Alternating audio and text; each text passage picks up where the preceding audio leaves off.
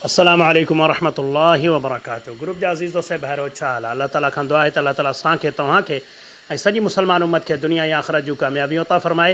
मुंहिंजा अज़ीज़ दोस्त साथियो, असांजे हिकिड़े पहिरीं प्यारे भाउ सुवाल कयो आहे त साईं, असांजे मुआशिरे में जॾहिं को फ़ौत थी वेंदो आहे त उनजे जनाज़ा निमाज़ खे पढ़ी पोइ वरी 7 क़दम ॾियारींदा आहिनि।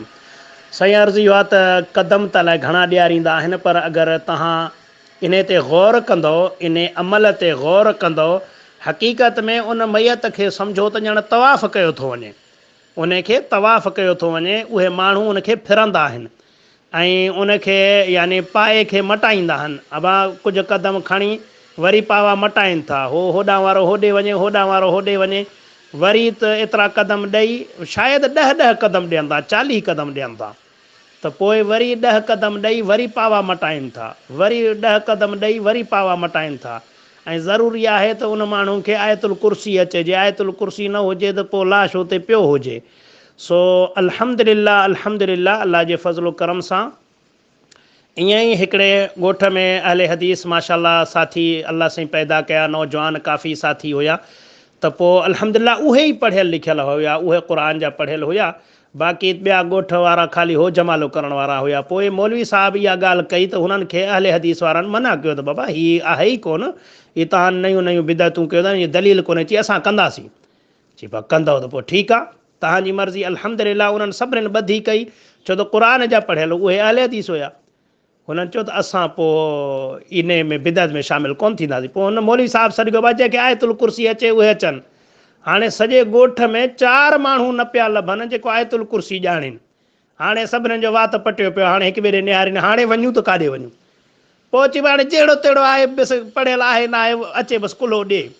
पोइ हुननि खणी पंहिंजी बिदअत वरी बि कई, पर यानी पब्लिक खे ॾेखारियो, अहले हदीसनि उन्हनि खे ॾेखारियो त ॾिसो। पहिरियां चई त उहे माण्हू अचनि जंहिंखे आयतुल कुर्सी अचे, पर जॾहिं न लथुसि वरी बि मिड़ी सिड़ी गॾाई, माना साबित थियो त हिननि वटि सिर्फ़ु ज़िद आहे, बाक़ी हिननि वटि कुझु बि कोन्हे को, हिननि वटि का बि दलील कान्हे का। अल्हम्दुलिल्लाह अल्हम्दुलिल्लाह, वधीक अल्लाह बहितर थो ॼाणे, पर उन ॻोठ मां हिन वक़्तु उहे क़दमनि वारो सिस्टम अल्लाह जे फज़लो करम सां तक़रीबन निकिरी चुको आहे। बाक़ी इनशा अल्लाह जेके थोरियूं घणियूं अञा आहिनि बिदअतूं, इनशा अल्लाह उहे बि निकिरी वेंदियूं। महिनत जी ज़रूरत आहे। सो इहो जेको क़दम इनशा अल्लाह हाणे त हू पाण बि तस्लीम था कनि, छो त हींअर जेको जदीद दौरु आयो आहे दलीलनि जो माण्हू चवंदा हुआ हाणे दलील ॾियो, त हाणे उन्हनि वटि दलील कोन्हे को, आख़िर हू मजबूर थी चवंदा त कोन्हे को। सो इहा ई ॻाल्हि, जिथे हुजो तव्हां, जिथे बि ॾिसो बिदअत, तव्हां खां जेतिरो थी सघे तव्हां आवाज़ु उथारियो। ज़रूरी न आहे त उन ई हिकिड़े ई जनाज़े में मसइलो हल थी वञे, थी सघे उन में हल न थिए, ॿिए में हल थिए, 3 में हल थिए, 4 में हल थिए, साल में थिए, 2 में थिए, पर अगरि इंसान जी कोशिशि जारी हुजे, इनशा अल्लाह ताला मसइलो हल थी वेंदो। जीअं अगरि तव्हां क़ुर ऐं हदीस जो मुतालो कंदो त सैयदना नूह अलैहिस्सलाम 950 साल पंहिंजे क़ौम सां महिनत कई, 950 साल।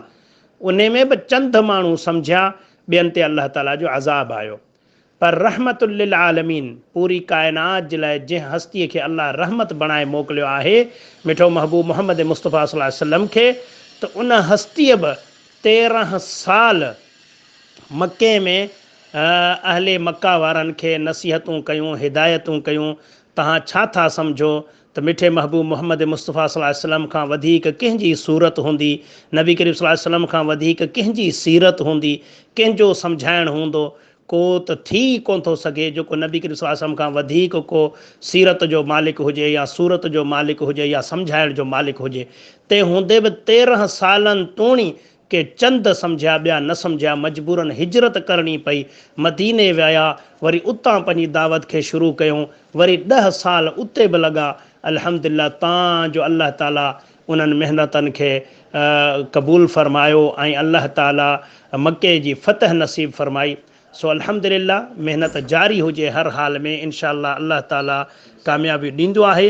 सो अल्लाह साईं तव्हांखे ख़ुशि करे, महिनत जारी हुजे। बाक़ी इन जो क़ुर हदीस में किथे बि दलील कोन्हे को, तव्हां उन्हनि खे चवंदा रहो, उन्हनि खां पुछंदा रहो।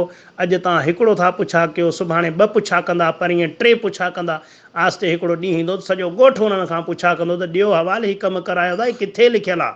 सो इनशा अल्लाह ख़ात्मो इन्हनि जो थींदो।